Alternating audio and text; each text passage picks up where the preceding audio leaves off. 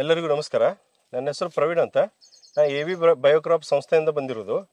ಇಲ್ಲಿ ನಾವು ಬಂದಿರೋದು ಉದ್ದೇಶ ಏನಪ್ಪ ಅಂತ ಹೇಳಿದ್ರೆ, ಈಗ ನಮ್ಮ ಕಡೆ ಇವು ಏನು ಮಣ್ಣು ಸಂರಕ್ಷಣಾ ಕೇಂದ್ರ ಮತ್ತು ಮಣ್ಣು ಪರೀಕ್ಷೆ ಕೇಂದ್ರ ನಾವು AV ಬಯೋಕ್ರಾಪಲ್ಲಿ ಇದನ್ನು ಮಾಡಿರೋದ್ರಿಂದ ಅದರದ್ದು ಏನು ಮಣ್ಣು ಪರೀಕ್ಷೆ ಮಾಡಿಸಿ ಅದರಿಂದ ಯಾವ ಥರ ಗೊಬ್ಬರ ಹಾಕಬೇಕು ಅಂತ ಹೇಳಿ ನಮ್ಮ ಎಲ್ಲ ರೈತರಿಗೆ ಫರ್ಟಿಲೈಸರ್ ರೆಕಮೆಂಡ್ ಮಾಡಿರೋಗೋಸ್ಕರ ಸಾವಯವ ಉತ್ಪನ್ನಗಳನ್ನೇ ಬಳಸಿ ನೀವು ಕುಳೆ ಕಬ್ಬನ್ನು ಈ ರೀತಿಯಾಗಿ ಚೆನ್ನಾಗಿ ಬೆಳೆಸ್ಬೋದು ಅಂತ ಹೇಳಿ ಎಲ್ಲರಿಗೂ ತೋರಿಸೋಗೋಸ್ಕರ ಆ ರೈತರ ಮುಂದೆನೆ ಅವ್ರ ಮುಖಾಂತರನೇ ಎಲ್ಲರಿಗೂ ಹೇಳಬೇಕು ಅಂತ ಹೇಳಿ ಇವ್ರ ಪ್ಲಾಟ್ಗೆ ಬಂದಿರೋದು. ಸದ್ಯಕ್ಕೆ ನಾವಿರೋದು ನಾಗರಾಳ ಗ್ರಾಮದಲ್ಲಿ.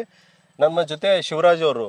ಇದು 86032 ಪ್ಲಾಟು. ಇದು ಆಲ್ರೆಡಿ ಹಚ್ಚ ಕಬ್ಬು ಇದರದ್ದು ಹಾರ್ವೆಸ್ಟ್ ಆಗಿದೆ. ಇವಾಗ ಸದ್ಯಕ್ಕೆ ನೀವು ನೋಡ್ತಾ ಇರೋದು ಕುಳೆ ಕಬ್ಬು. ಇದು 7-8 ತಿಂಗಳದು ಕುಳೆ ಕಬ್ಬು ನೀವು ನೋಡ್ತಾ ಇರೋದು. ಇದನ್ನು ನಾವು ಮಣ್ಣು ಪರೀಕ್ಷೆ ಮಾಡಿಸಿದ ನಂತರ ಯಾವ ಥರ ಅವರಿಗೆ ಗೊಬ್ಬರವನ್ನು ಸಾವಯವ ಗೊಬ್ಬರವನ್ನು ಅಮೃತ್ ಗೊಬ್ಬರ ರೆಕಮೆಂಡ್ ಮಾಡಿದ್ದೀವಿ, ಅದನ್ನು ರೈತರು ನಿಮಗೆ ಹೇಳ್ತಾರೆ. ನಮ್ಮ ಹೆಸರು ಶಿವರಾಜ್ ಅಂತ. ನಮ್ಮ ನಾಗರಾಳ ಗ್ರಾಮ, ರಾಯಚೂರು ಡಿಸ್ಟಿಕ್, ಲಿಂಗಸೂರು ತಾಲೂಕು. ನಾನು 3 ವರ್ಷದಿಂದ ಕಬ್ಬು ಬೆಳೀತಾ ಇದ್ದೇನೆ. ಸೊ ಫಸ್ಟ್ನೇ ವರ್ಷ ನಾನು ಹಚ್ಕಬ್ಬು ಬಿತ್ತು. ಸರ್ ಆ ಟೈಮಲ್ಲಿ ಸಜೆಸ್ಟ್ ಇದು ಸಾಯಿಲ್ ಟೆಸ್ಟ್ ಮಾಡಿಸಿದ್ರು. ನಾವು ಸಾಯಿಲ್ ಟೆಸ್ಟಿಗೆ ಕೊಟ್ಟೆ. ಆಮೇಲೆ ಅವರು ಇದನ್ನು ಗೊಬ್ಬರ ಫರ್ಟಿಲೈಸರ್ ನಮಗೆ ಸಜೆಸ್ಟ್ ಮಾಡಿದರು ಅವ್ರ ಕಡೆಯಿಂದ, ಅಮೃತ್ ಫರ್ಟಿಲೈಸರ್ ಅಂತ. ಸೊ ಅವ್ರು ಯಾವ ಪ್ರಕಾರ ಸಾಯಿಲ್ ಚೆಕ್ ಮಾಡಿದ ಮೇಲೆ ನಮಗೆ ಯಾವ ಥರ ಡೋಸಸ್ ಕೊಡಬೇಕಂತ ನಮ್ಗೆ ಹೇಳ್ಕೊಟ್ರು. ಸೊ ಅದಾದಮೇಲೆ ಅವ್ರು ಹೇಳಿದಂಗೆ ನಾನು ಫಾಲೋಅಪ್ ಮಾಡ್ಕೊಂಬಂದೆ. ಫಸ್ಟ್ ವರ್ಷ ನನಗೆ ಚೆನ್ನಾಗಿ ಇಳುವರಿ ಬಂತು. ಸೊ ಈ 2ನೇ ಕ್ರಾಪ್ ಇದು ಕುಳೆ ಕಬ್ಬು, ಇದಕ್ಕೂ ಅದೇ ಫಾಲೋಅಪ್ ಮಾಡಿದ್ದೀನಿ ಡೋಸಸ್ಸು. ಸೊ ನನಗೆ ಫಸ್ಟ್ಗೆ ಇವಾಗಲೂ ಇಳುವರಿ ನನಗೆ ಯಾವುದೂ ಕಡಿಮೆ ಆಗಿಲ್ಲ, ಕಬ್ಬಲ್ಲಿ ಚೆನ್ನಾಗೇ ಬಂದಿದೆ ನನಗೆ.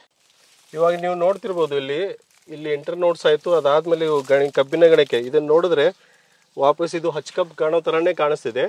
ಇವ್ರಿಗೆ ನಾವು ಏನು ರೌದಿ ಸುಡಬೇಡಿ ಅಂತ ಸಜೆಸ್ಟ್ ಮಾಡಿದ್ವಿ ನಮ್ಮ ಪ್ರಕಾರ. ಅದಕ್ಕೆ ಅದ್ರ ಜೊತೆಗೆ ಏನು ಫಾಸ್ಮ್ಯಾಕ್ಸು, ಬಯೋಕೆರಿಚ್ಚು, ಆಮೇಲೆ ಅಲ್ಫಾ ಮ್ಯಾಗು, ಅಮೋಗ್, ಆಧಾರ್ ಬಕೆಟು ಮತ್ತು ಅಪೂರ್ವ ಅಂತ ಪ್ರಾಡಕ್ಟ್ಸನ್ನು ರೆಕಮೆಂಡ್ ಮಾಡಿದ್ವಿ ಮಣ್ಣು ಪರೀಕ್ಷೆ ಮಾಡಿಸಿದ ನಂತರ. ಅದರ ಪ್ರಕಾರ ನೀವು ಬೆಳೆಯಲ್ಲಿ ಅದರ ಲಾಭವನ್ನು ಕಾಣಿಸೋ ಥರ ಬೆಳೆ ಇದೆ. ಕುಳೆ ಕಬ್ಬು ನೋಡಿದ್ರೆ ನೀವು ಅನ್ಕೋಬೋದು ಈ ಥರ ನಾವು ಚೆನ್ನಾಗಿ ಇಳುವರಿನೂ ತೆಗಿಬೋದು ಸಾವಯವ ಗೊಬ್ಬರ ಯೂಸ್ ಮಾಡಿಕೊಂಡು.